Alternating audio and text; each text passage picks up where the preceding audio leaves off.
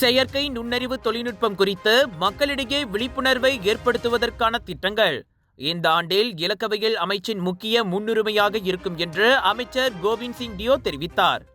தேசிய செயற்கை நுண்ணறிவு அலுவலகத்தின் மூலம் செயல்படுத்தப்படும் இந்த விழிப்புணர்வு திட்டங்கள் இணைய பாதுகாப்பு குறித்த விழிப்புணர்வையும் முன்வைப்பதாக இருக்கும் என அவர் கூறினார். Melaksanakan inisiatif NAIO ataupun kita telah pun melancarkan pejabat AI kebangsaan.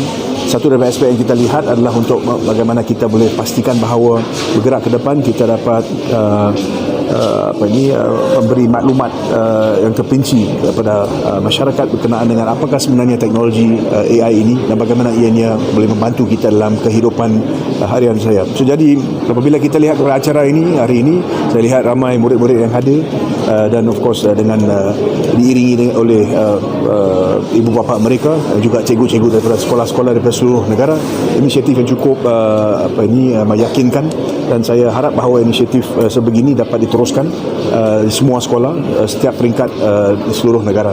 Kementerian Digital akan memberi sokongan penuh kepada acara-acara sebegini.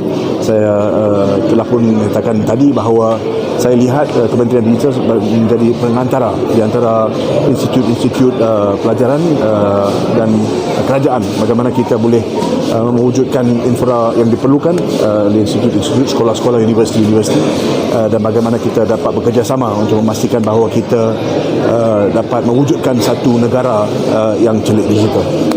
கல்வி அமைச்சு மற்றும் உயர்கல்வி அமைச்சுடன் இணைந்து மாணவர்களுக்கு செயற்கை நுண்ணறிவு தொழில்நுட்பத்தை அறிமுகம் செய்யும் திட்டங்கள் உருவாக்கப்பட உள்ளன. அதற்கு தேவையான உள்கட்டமைப்பு வசதிகளை ஏற்படுத்தும் நடவடிக்கையும் எடுக்கப்படும் என்று அண்மையில் தமிழ் பள்ளி மாணவர்களுக்கான தேசிய நிலை தகவல் தொடர்பு தொழில்நுட்ப போட்டியின் பரிசளிப்பு விழாவில் கலந்து கொண்ட போது அமைச்சர் இவ்வாறு கூறினார். நாடு தழுவிய நிலையிலான இப்போட்டிக்கு மானியம் வழங்குவதாகவும் அமைச்சர் இந்நிகழ்ச்சியில் அறிவித்திருந்தார். Saya dibangunkan pos dia untuk lebih kurang RM40,000. So okay, Ministry of Digital will sponsor this event.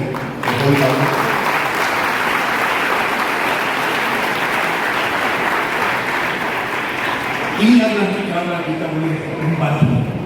Tetapi yang paling penting, saya minta kepada semua ibu bapa di sini, pastikan bahawa bila kita meminta anak-anak kita untuk menggunakan teknologi baru, kita pastikan bahawa yang digunakan dalam cara etika, cara selamat, dan kita juga memberikan respons sesuai kepada kita, universiti-universiti, disebut sebagai agensi-agensi ataupun pertubuhan, bagaimana kita boleh bekerjasama lebih maju ke masa depan untuk memastikan bahawa generasi muda kita, generasi baru negara kita adalah generasi yang celik digital bersedia untuk dunia digital masa akan datang. டிடியான் digital Malaysia அமைப்பு தலைமையில் மல்டிமீடியா பல்கலைக்கழகம், குவலக்கில்லான் இந்து இளைஞர் இயக்கம், தமிழ்டெக்.மை, மலேசிய தலைமையாசிரியர் மன்றம் ஆகிய அமைப்புகள் இணைந்து இந்த போட்டியின் முன்னெடுப்பில் கைகோர்த்தன. முதல் கட்டமாக மாநில ரீதியில் இணையம் வழியாக இணையதளம் வடிவமைத்தல், சிறுவர் நிரலாக்கம், இருபரிமாண அசைவூட்டல், வரைதல், தகவல் தொடர்பு தொழில்நுட்பம் ஆகிய 5 போட்டிகள் நடைபெற்றன. நாடளாவிய நிலையில் ஏறக்குறைய 2100க்கும் மேற்பட்ட தமிழ் பள்ளி மாணவர்கள் பங்கு பெற்றனர். இதில் வெற்றி பெற்ற 240 மாணவர்கள் முன்தினம் நடைபெற்ற இறுதி சுற்றில் கலந்து கொண்டதாக டிடியான் டிஜிட்டல் திட்டத்தின் தலைவர் குணசேகரன் கருப்பையா தெரிவித்தார். இப்போ போட்டி நடத்துவதற்கு முக்கிய நோக்கம் நீங்கள் பார்த்தீங்கன்னா, நம்ம மாணவர்களுக்கு ஒன்று இந்த கணினி துறையில், ஐசிடி துறையில் ஆர்வத்தை ஏற்படுத்த வேண்டும். அவர்கள் அதில் தங்களுடைய அறிவை ஆழப்படுத்திக் கொள்ள வேண்டும் என்ற ஒரு நோக்கம் இருக்கின்றது. இரண்டாவது நோக்கம் நம்ம மாணவர்களுக்கு ஒரு உத்வேகம், இந்த துறையில் அவர்கள் முன்னேறி வர வேண்டும். ஏன்னா ஐசிடி தான் இன்றைக்கு உலகத்தை ஆண்டு கொண்டிருக்கின்றது. அந்த வகையில் அந்த ஐசிடி துறையில் மாணவர்கள் முன்னேறி அவர்களுடைய வாழ்வாதாரத்தை உயர்த்திக் கொள்ள வேண்டும் என்று எதிர்பார்க்கின்றோம். இறுதி சுற்றில் பங்கு பெற்று வெற்றி பெற்ற மாணவர்களுக்கு அமைச்சர் பரிசுகளையும் நற்சான்றிதழ்களையும் வழங்கி கௌரவித்தார்.